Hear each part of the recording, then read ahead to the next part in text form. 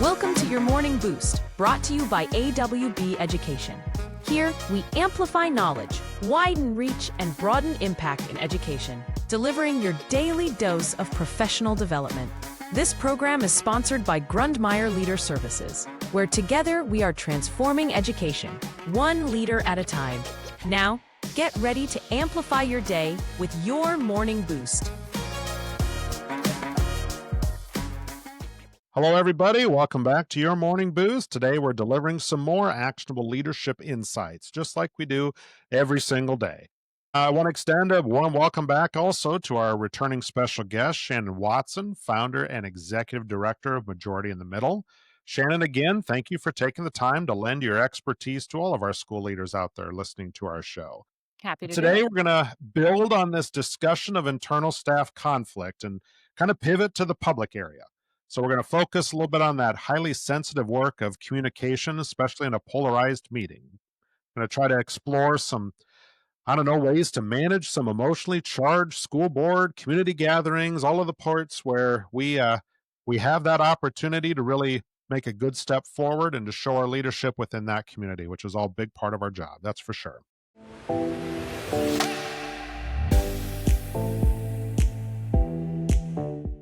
So, Shannon, here's our question for today.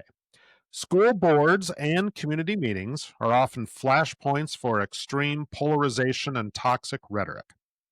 What specific communication techniques should a leader use to actively de-escalate these settings and ensure that all voices feel heard without granting power or validation to the destructive behavior? Good question. So I have worked in government affairs for a long time, Mhm. and I got to learn some of these techniques from a woman who was the president of the city council in St. Paul for several years. And she also, her professional background before she ran for office was that she was a mediator. And so she ran great meetings. I bet. Yeah. Yeah. And so one of the things that she would do is she would set the expectations from the start.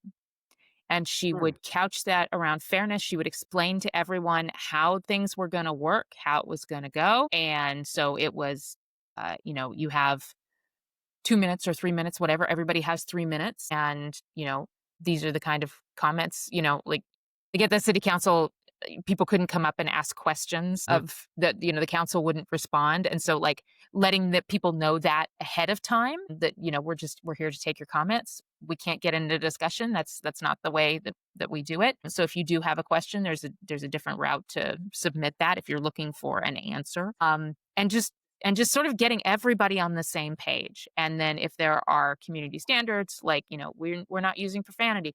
Sometimes school boards have the benefit of there are often students in the room at school boards more often than there are students in the room at like city council or county commission. Mm-hmm.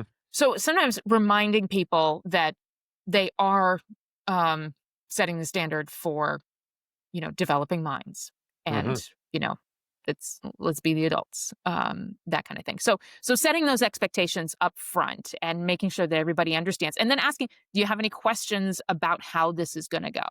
Mm-hmm. And allowing people to and just make sure everybody is on the same page. The second thing, and this sort of goes along with setting those expectations, is making it clear that audience reactions are not appropriate. So applauding or booing or shouting or signage or whatever, those are not allowed. That's for everybody's enjoyment of the meeting and safety and all of those things. And then sort of set the expectation that the audience itself, like you all are participants in the meeting, and it is both your right and your responsibility to help us support those, community standards, because then you empower the audience. It used to be that, and this was something that was alarming to me during COVID, it used to be that people who were really wound up would come up and they would say sort of outlandish things, or they would get very angry at the council members. And most of the time, what would happen is the few people in the audience would sort of murmur behind their hands and be like, oh, that's not okay. During COVID, those things started being applauded. Yeah. And so, really getting the audience to set the expectation and sort of self-govern and expecting them to do that is helpful. And then the third thing, I think it just is a sort of structural thing, is if it was, we're having a hearing and these people are for and these people are against, alternating those people at the podium. Giving them you get 2 minutes for the people opposed and 2 minutes people for, and then the 2 minutes for opposed and then 2 minutes for. And that helps keep the rhetoric from escalating because it keeps the other people from sort of winding each other up. It does more of a roller coaster, which it sounds insane that a roller coaster should be what you're aiming for. Mm-hmm. But of course, when you're talking about de-escalating, you need to bring it down. Temperature's going to go up, bring it back down. Temperature up, bring it back down. So I think those are some of the things that can help just from a structural standpoint in keeping things under control. Hi, I'm Dr. Lisa Hill, a longtime educator of nearly 40 years as a teacher, counselor, professor, and vice principal, and I've seen just about everything public schools can throw at you. And now I'm sharing my tales on my comedy podcast, Vice Principal Unofficed. It's where school leadership meets laugh out loud stories. From underwear required parent-teacher conferences, yes really, to staff lounge confessions and more, you won't believe. I'm telling it all with humor and a whole lot of heart. I also tackle the serious stuff too, like what schools really need to change and those behind-the-scenes moments no one talks about.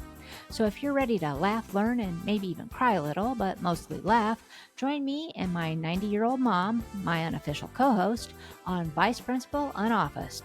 New episodes drop bi-weekly on Apple Podcasts, Spotify, or wherever you get your podcast fix. Trust me, this is one detention you'll actually look forward to. Well, I think this is a good reminder. This isn't something that we do every day. That also means that our crew in the audience, if you want to call it them, they don't do this every day either. Right. Like you said, taking that time to really establish what the expectations are, teach people how this should work, how we can be civil together. We can talk through what the issues are. But I like that idea. I think we do need to be very cognizant of the fact that they don't know what they're doing either at this point in time. This is new for everybody. Right. And then the, sticking with those rules. Mm-hmm. So, I watched her cut off a lot of people who were going over their 2 minutes, but, very gently, thank you for your comments. And then the other thing that she did, which I thought was fabulous, was thank you for your testimony. Thank you for your comments. Mm-hmm. It wasn't the same language every time, but it was the same tone every time. You had no idea where she stood on a lot of these issues based on how she approached the people who were coming to give public testimony. She was just as warm to the people she agreed with as the ones she disagreed with. Yeah. Well, it's a good reminder too. And at moments like this, we want to be the eye of the storm, because remember, that's the calmest place in the big storm. So be the eye in that moment.